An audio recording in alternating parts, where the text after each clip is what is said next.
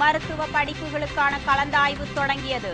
Cut off மதிப்பெண்களில் முதலிடம் பிடித்த 16 பேருக்கு சேர்க்கை சான்றிதழ்.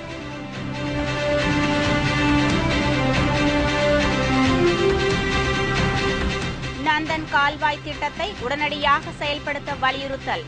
தேமுதிக சார்பில் செஞ்சியில் நாளை மாபெரும் உண்ணாவிரத போராட்டம்.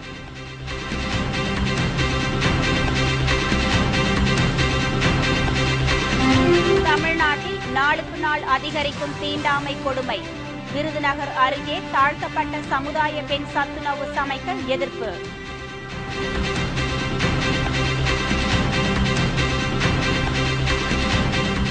தீவிரவாதத்தை ஒழிக்க இந்தியா பாகிஸ்தான் ஒருங்கிணைந்து செயல்படும். இரு நாட்டு வெளியுறவுத்துறை செயலாளர்கள் கூட்டறிக்கை.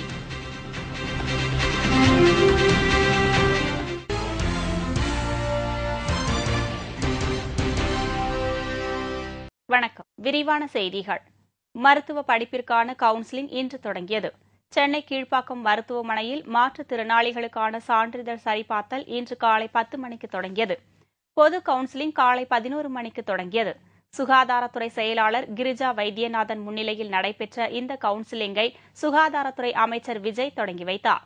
இந்த நிகழ்ச்சியில் நுழைவுத் தேர்விற்கான கட் ஆஃப் மதிப்பெண்களில் 100க்கு 100 மதிப்பெண்கள் பெற்ற திருச்சியைச் சேர்ந்த கௌதம், 12ஆம் வகுப்பில் மாநிலத்தில் முதலிடம் பிடித்த நாமக்கல் மாணவி சுஷ்மிதா உள்ளிட்ட 16 மாணவர்களுக்கு MBBS மற்றும் BDS மருத்துவக் கல்லூரியில் பயில்வதற்காக உத்தரவு நகல் வழங்கப்பட்டது.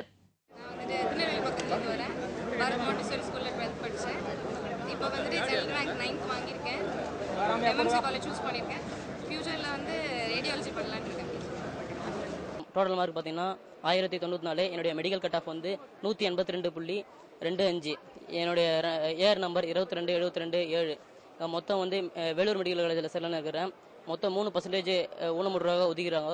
அதில் 51 சீட்டு, நான் 11 இங்கே இருக்கிறேன். தமிழ்நாட்டில் 17 அரசு மருத்துவக் கல்லூரிகளும் 13 தனியார் மருத்துவக் கல்லூரிகளும் உள்ளன. அரசு மருத்துவக் கல்லூரிகளில் 1653 இடங்கள் ஏற்கனவே உள்ளன.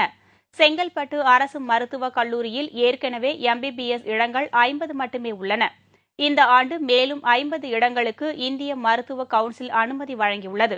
அதாவது 100 இடங்களாக அதிகரித்துள்ளது.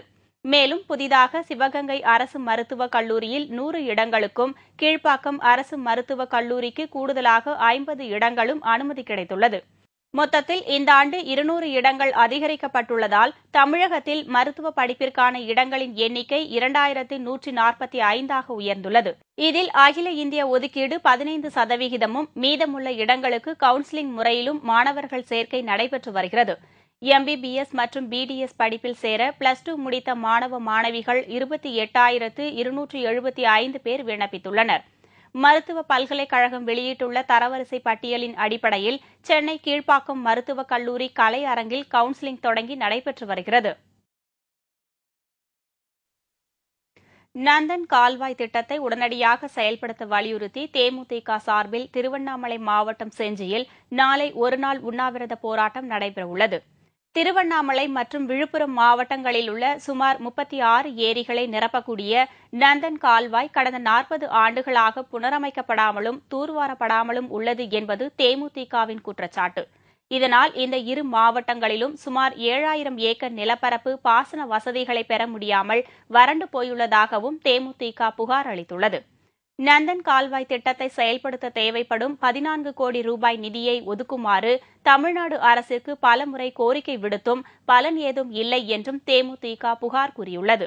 திருவண்ணாமலை, விழுப்புரம் மாவட்ட விவசாயிகளின் நலனை கருத்தில் கொண்டு நந்தன் கால்வாயை உடனடியாக சீரமைக்க வேண்டும் என்று தேமுதிக கேட்டுக் கொண்டுள்ளது.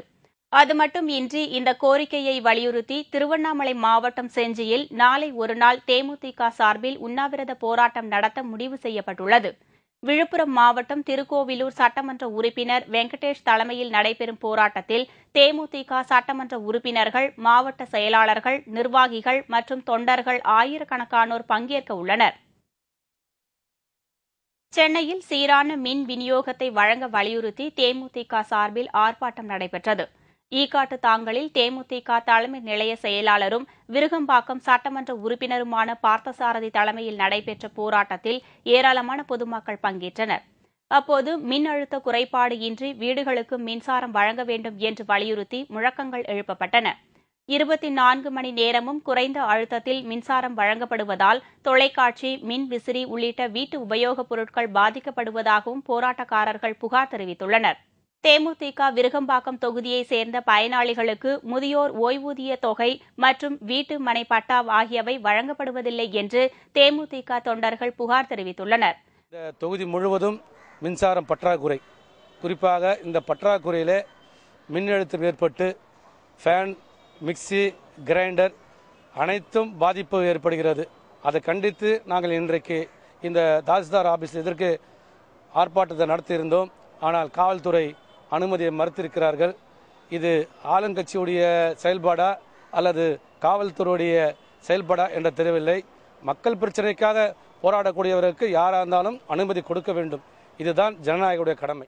முன்னதாக உரிய அனுமதி பெற்று போராட்டம் நடத்த வந்த தேமுதிக மற்றும் பொதுமக்களை போலீசார் தடுத்து நிறுத்தி வாக்குவாதத்தில் ஈடுபட்டனர். இதனால் சிறிது நேரம் அங்கு பரபரப்பு நிலவியது.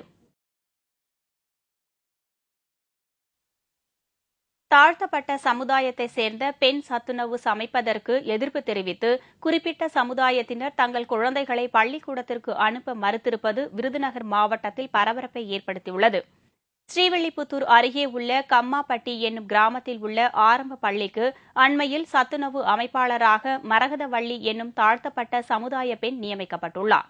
இவர் நேற்று பணிக்கு வந்து சத்துணவு தயார் செய்த நிலையில் அந்த உணவை சாப்பிடக்கூடாது என்று கூறி குறிப்பிட்ட சமுதாய மக்கள் தங்கள் குழந்தைகளை வீட்டிற்கு அழைத்து சென்றுள்ளனர். அத்துடன் தாழ்த்தப்பட்ட சமுதாய பெண் பணியாற்றும் பள்ளியில் தங்கள் குழந்தைகளை படிக்க வைக்கப் போவதில்லை என்றும் அவர்கள் திட்டவட்டமாக தெரிவித்துள்ளனர். ஆட்சித்தலைவர் பாலாஜி அவர்களுடைய உத்தரவின் பேரில் 2 பேர் சத்துணவு பொறுப்பாளராகவும் சத்துணவு சமையலராகவும் கம்மாப்பட்டி பள்ளிக்கூடத்தில் பணி நியமனம் செய்யப்பட்டார்கள். 2 பேருமே தலித்துகள் என்ற காரணத்தினால் அவர்கள் சமைப்பதை சாப்பிட மாட்டோம் என்று சொல்லி அந்த கிராமத்தைச் சேர்ந்தவர்கள் கடந்த திங்கட்கிழமை அன்று பள்ளிக்கூடத்துக்கு வராமல் புறக்கணித்தார்கள். தகவலிருந்து அந்த கிராமத்துக்கு சென்ற வட்டார வளர்ச்சி அதிகாரி அவர்கள் தலித்துகள் சமையல் செய்தால் சாப்பிட மாட்டோம் என்று சொன்னவர்கள் மீது நடவடிக்கை எடுப்பதற்கு பதிலாக பணி நியமனம் செய்யப்பட்ட அந்த 2 பேரையும் அந்த இடத்திலிருந்து மாற்றி உத்தரவு வழங்கியிருக்கிறார். தாழ்த்தப்பட்ட சமுதாய பெண்ணை பள்ளியில் சத்துணவு சமைக்கக்கூடாது என்று கூறுவது தீண்டாமையின் உச்சகட்டம் என்ற குற்றச்சாட்டு எழுந்துள்ளது.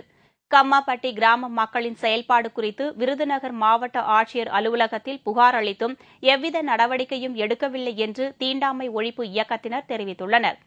பொள்ளாச்சி அருகே உள்ள பூவால் பருத்தி கிராமத்தில் சாலையில் காலணிகளுடன் நடமாட தாழ்த்தப்பட்ட மக்களுக்கு தடை விதிக்கப்பட்டுள்ள சம்பவம் அம்பலமாகி அண்மையில் பரபரப்பை ஏற்படுத்தியுள்ளது. இந்த நிலையில் தாழ்த்தப்பட்ட பெண் சத்துணவு அமைப்பாளருக்கு எழுந்துள்ள எதிர்ப்பு தமிழ்நாட்டில் தீண்டாமை வேகமாக பரவி வருவதை எடுத்துரைக்கும் வகையில் உள்ளதாக கூறப்படுகிறது. தீவிரவாதத்தை ஒருங்கிணைத்து ஒழிப்பது என்று இந்தியா மற்றும் பாகிஸ்தான் வெளியுறவுத்துறை செயலாளர்கள் மட்டத்திலான பேச்சுவார்த்தையில் முடிவு செய்யப்பட்டுள்ளதாக கூட்டறிக்கை வெளியிடப்பட்டுள்ளது. நேற்று முன்தினம் தொடங்கிய இந்தியா பாகிஸ்தான் வெளியுறவுத்துறை செயலாளர்களுக்கு இடையிலான பேச்சுவார்த்தை இன்றுடன் முடிவடைந்தது. இந்த பேச்சுவார்த்தையின் போது மும்பை தாக்குதல் விவகாரம், காஷ்மீர் பிரச்சினை, எல்லை தாண்டிய பயங்கரவாதம் மற்றும் வர்த்தகம் ஆகியவை தொடர்பாக இரு நாட்டு வெளியுறவுத்துறை செயலாளர்கள் ஆலோசனை மேற்கொண்டனர். இந்த நிலையில் பேச்சுவார்த்தை நிறைவடைந்த பிறகு செய்தியாளர்களிடம் பேசிய இந்திய வெளியுறவுத்துறை செயலாளர் ரஞ்சன் மத்தாய் தீவிரவாதம் குறித்து பாகிஸ்தான் அதிகாரிகளிடம் வெளிப்படையாக விவாதித்ததாக கூறியுள்ளார். இந்திய வெளியுறவுத்துறை செயலாளருடனான பேச்சுவார்த்தை ஆக்கப்பூர்வமாக இருந்ததாக பாகிஸ்தான் வெளியுறவுத்துறை செயலாளர் ஜிலானி குறிப்பிட்டுள்ளார். மும்பை தாக்குதல் தொடர்பாக இரு நாட்டு அதிகாரிகள் அடங்கிய குழுவை அமைத்து விசாரணை மேற்கொள்ளலாம் என்றும் அவர் கூறியுள்ளார். இந்தியாவில் அண்மையில் பிடிபட்ட தீவிரவாதி அபு ஜிண்டாலுக்கு பாகிஸ்தான் தீவிரவாதிகளுடன் இருக்கும் தொடர்பு குறித்து ஆதாரங்கள் வழங்கப்பட்டால் நடவடிக்கை எடுக்கப்படும் என்றும் ஜிலானி உறுதியளித்துள்ளார். மும்பை உயர்நீதிமன்ற குண்டுவெடிப்பு வழக்கில் தொடர்புடைய பிரபல பாலிவுட் நடிகை ஸ்டார்லெட் லைலா கான் குடும்பத்துடன் கொலை செய்யப்பட்டுள்ளதாக திடுக்கிடும் தகவல் வெளியாகியுள்ளது. வாஃபா என்ற இந்தி படத்தில் ராஜேஷ் கண்ணாவுடன் நடித்து புகழ்பெற்ற நடிகை லைலா கானின் காரை பயன்படுத்தித்தான் டெல்லி உயர்நீதிமன்றத்தில் தீவிரவாதிகள் குண்டுவெடிப்பு நிகழ்த்தியுள்ளதாக விசாரணையில் தெரியவந்தது. இதனையடுத்து லைலா கானிடம் தீவிரவாத தடுப்புப் படை போலீசார் விசாரணையும் மேற்கொண்டனர். இதன் பின்னர் குடும்பத்துடன் காஷ்மீர் மாநிலம் சென்ற லைலா கான் மும்பை திரும்பவில்லை.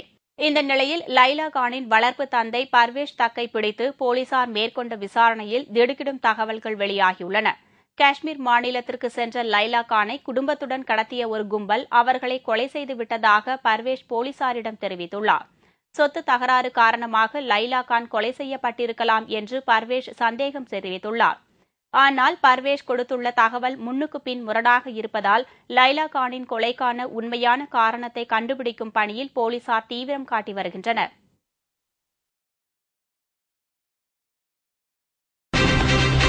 ஜூலை 12ஆம் தேதி ஆசிரியர் பணியிடங்களுக்கான தகுதி தேர்வு. தமிழ்நாட்டில் அனைத்து பள்ளிகளுக்கும் விடுமுறை அறிவிப்பு.